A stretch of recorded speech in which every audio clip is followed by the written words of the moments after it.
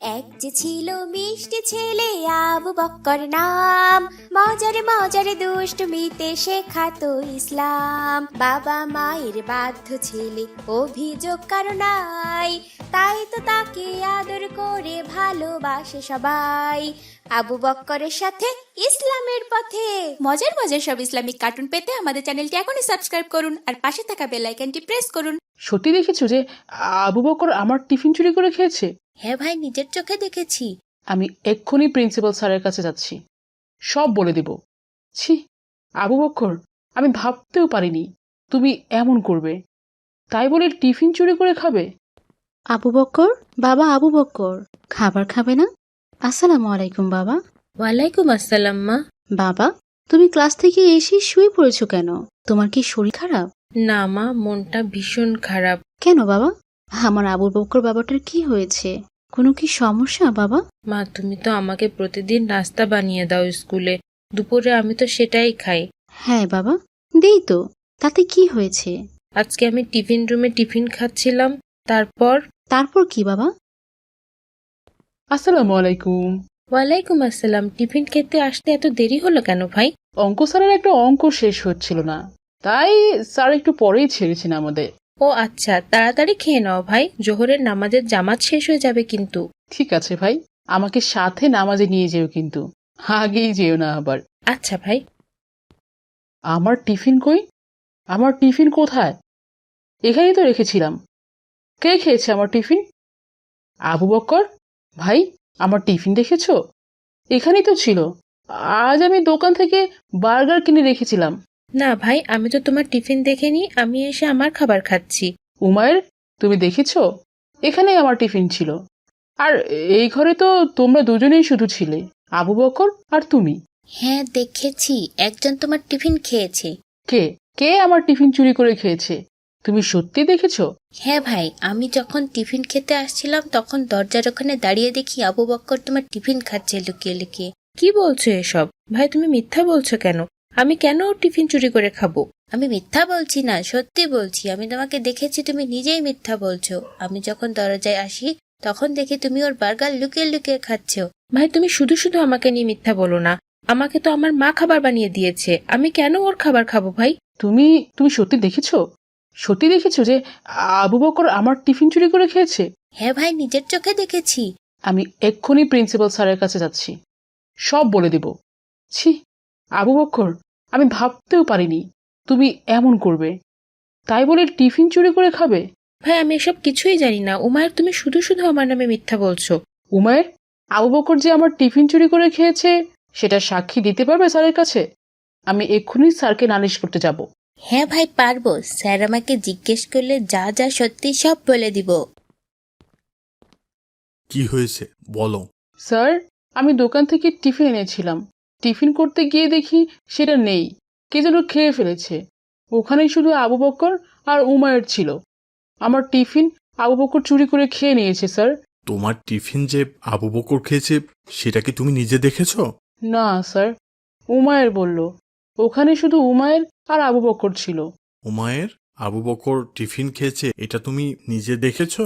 জি sir, আমি দেখেছি। আমি যখন ক্যান্টিনে ঢুকছিলাম তখন দেখি আবু বক্কর বসে বসে ওর বার্গার খাচ্ছে, আমি লুকিয়ে দেখেছি। স্যার ও মিথ্যা বলছে, আমি কেন ওর টিফিন খেতে যাব? আমাকে তো আমার মা খাবার বানিয়ে দিয়েছে, আমি প্রতিদিন খাবার নিয়ে আসি বাসা থেকে। বাবা আবু বকর, তুমি যে ওর টিফিন খাওনি সেটার প্রমাণ কি? কোনো সাক্ষী আছে? না স্যার, তেমন কেউ নেই, কিন্তু আমি ওর টিফিন খাইনি স্যার। কিন্তু বাবা, সাক্ষী ছাড়া তো হবে না। ও তো সাক্ষী নিয়ে এসেছে। আমি ধরে নিচ্ছি তুমি ওর টিফিন খেয়েছো, এই জন্য তোমাকে শাস্তি পেতে হবে। তুমি আজকে দুপুরে ওকে টিফিনের সব টাকা দিবে, মানে আজকের টিফিন ওকে কিনে দিবে তুমি। আর আজকে তুমি সব ক্লাসে দাঁড়িয়ে ক্লাস করবে। আমি সব স্যারকে তোমার ব্যাপারে বলে দিব। এটাই তোমার শাস্তি। মা, আমি সত্যি ওর টিফিন খাইনি, কিন্তু মায়ের আমার নামে মিথ্যা সাক্ষ্য দিয়ে স্যারকে দিয়ে আমাকে শাস্তি দেওয়া হলো। আমি অনেক লজ্জা পেয়েছি মা আজকে। সবাই আমাকে টিফিন চোর ভেবেছে, আমি অনেক কষ্ট পেয়েছি, অনেক অনেক কান্নাও করেছি।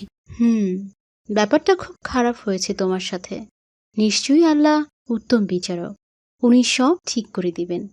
উমায়ের তোমাকে নিয়ে মিথ্যা সাক্ষ্য দেওয়াটা ঠিক হয়নি। ওকে আল্লাহ নিশ্চয়ই সঠিক বুঝ দান করবেন। তুমি ধৈর্য ধারণ করো বাবা।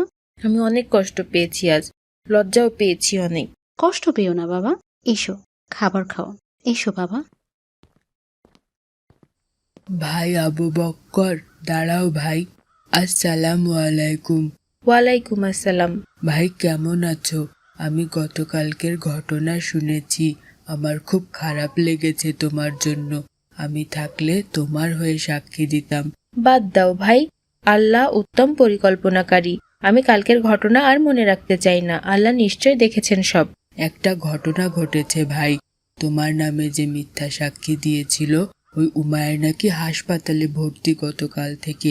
কি বলছো? কে বললো তোমাকে?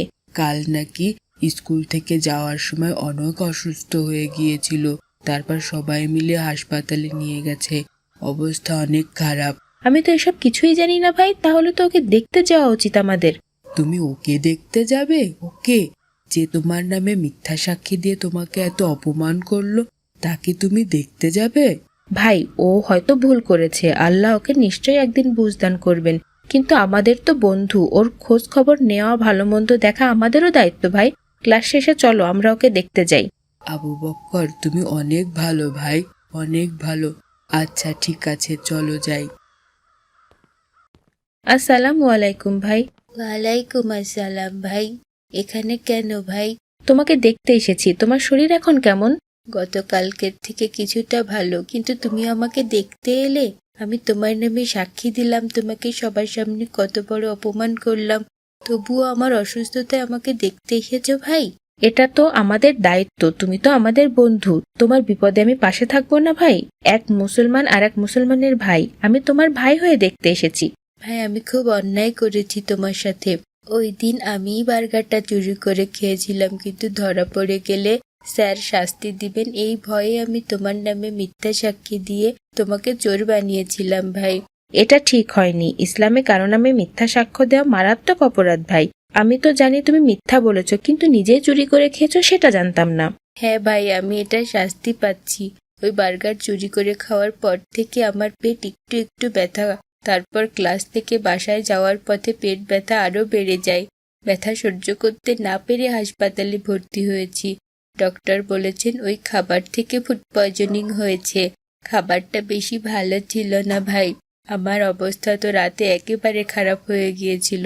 আমি আমার শাস্তি পেয়েছি ভাই। তুমি যেটা করেছো সেটা ঠিক হয়নি ভাই। তুমি চুরি করেছো, আবার আমার নামে মিথ্যা সাক্ষ্য দিয়েছো। চুরি করে একটা অপরাধ করেছো, আবার মিথ্যা সাক্ষী দিয়ে আর একটা অপরাধ করেছো। হ্যাঁ ভাই, আমি লজ্জিত। হাসপাতালে ভর্তি হওয়ার পর বুঝতে পেরেছি আমি তোমার সাথে অন্যায় করেছি। হ্যাঁ ভাই, আমাদের মহানবী সাল্লাল্লাহু আলাইহি ওয়াসাল্লাম বলেছেন দুনিয়াতে সবচেয়ে গুরুতর গুনাহের কাজ হলো আল্লাহর সাথে শিরক করা, মা বাবার অবাধ্য হওয়া আর মিথ্যা কথা বলা, মিথ্যা সাক্ষ্য দেওয়া। যার মধ্যে সামান্য পরিমাণ মানবতাবোধ আছে সে কখনো মিথ্যা সাক্ষ্য দিতে পারে না ভাই। মহান আল্লাহ পবিত্র কুরআনে বলেছেন, আমার বান্দা তারাই যারা মিথ্যা সাক্ষ্য দেয় না।